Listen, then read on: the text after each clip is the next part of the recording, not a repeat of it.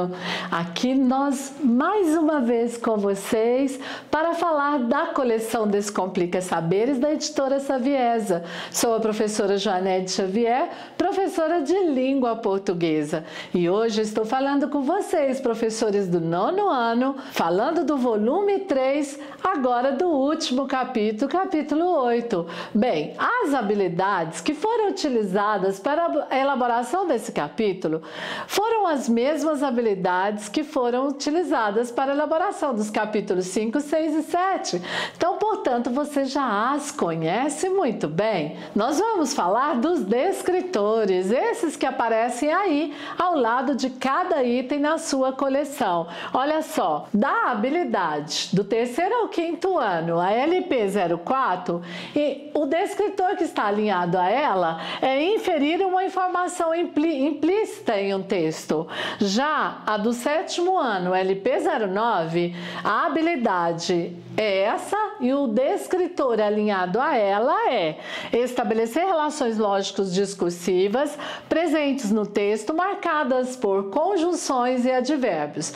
Agora aqui nós temos duas habilidades, a habilidade do 5º ano LP 07 e a habilidade do 3º ao 5º ano LP 06. Essas duas habilidades elas estão alinhadas a um único descritor, que é estabelecer relações entre partes do texto, identificando substituições lexicais de substantivo por sinônimos ou pronominais, uso de pronomes anafóricos, pessoais, possessivos, demonstrativos, que contribuem para a continuidade do texto.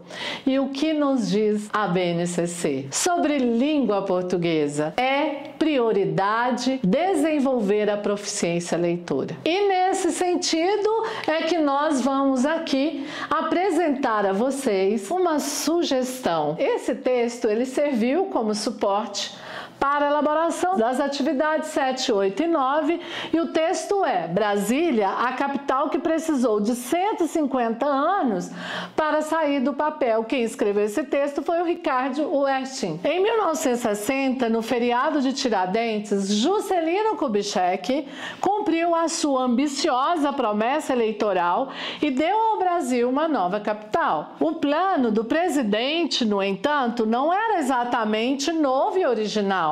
JK foi o executor, mas não o idealizador da transferência da capital para o centro do país.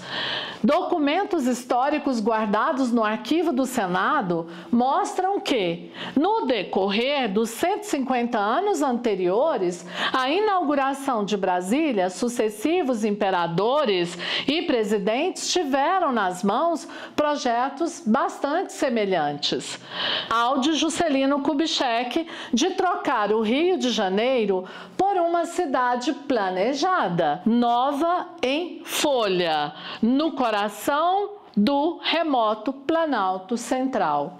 A depender do projeto, a nova capital brasileira seria batizada de Imperatória, Cidade Tiradentes ou Cabralha, entre outros nomes aventados. É importante que os brasileiros conheçam a história completa de Brasília para que, assim, conheçam a si próprios, afirma o historiador francês Laurent Vidal, autor do livro De Nova Lisboa a Brasília, editora da UNB.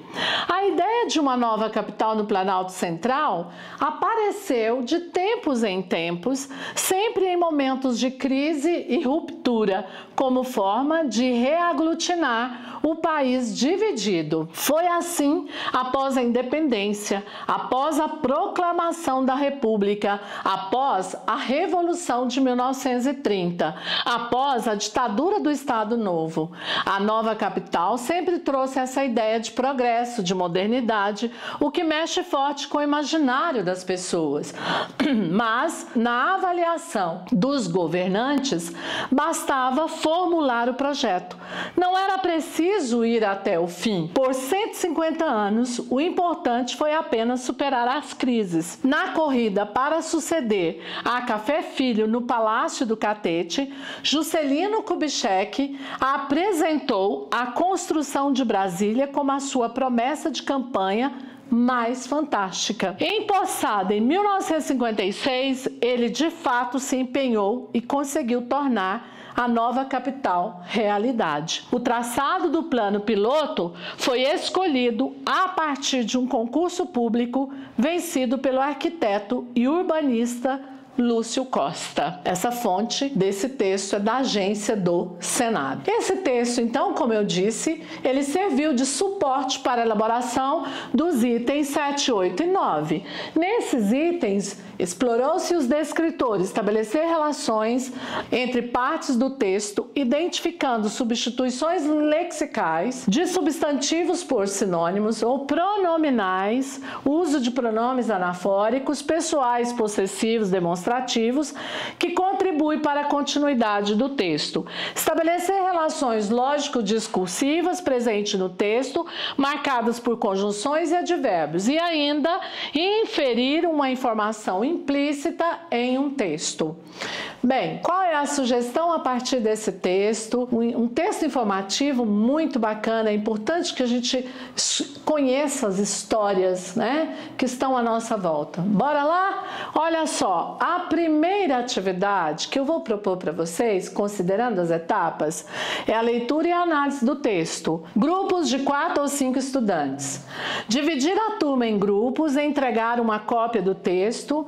Brasília, a capital que precisou de 150 anos para sair do papel. Tarefa: leitura coletiva. Cada grupo deve ler o texto em voz alta, garantindo que todos compreendam. Análise crítica: identificar os principais desafios enfrentados na construção de Brasília e os motivos que levaram 150 anos para a concretização desse projeto. Questões para discussão: quais foram os fatores políticos e sociais que impactaram a construção de Brasília? Como a cidade reflete a identidade nacional? Quais as críticas que podem ser feitas ao modelo urbanístico de Brasília? Mapa conceitual. Próxima etapa: utilizando ferramentas digitais ou, se não tiver, papel.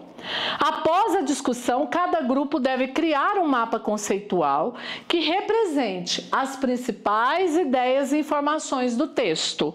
Instruções: incluir os principais eventos históricos, relacionar as causas e consequências da construção de Brasília, usar cores, imagens para tornar o mapa mais visual e atrativo. Próxima etapa: produção textual criativa. Cada estudante deve escrever um texto criativo que pode ser uma crônica, pode ser um poema ou uma carta para um amigo, abordando a temática de Brasília e sua construção. Sugestão: escrever uma crônica sobre um dia na vida de um brasiliense na época da construção da cidade, criar um poema que represente sonhos e desafios de quem participou da obra, redigir uma carta descrevendo a cidade para alguém que nunca visitou, por exemplo.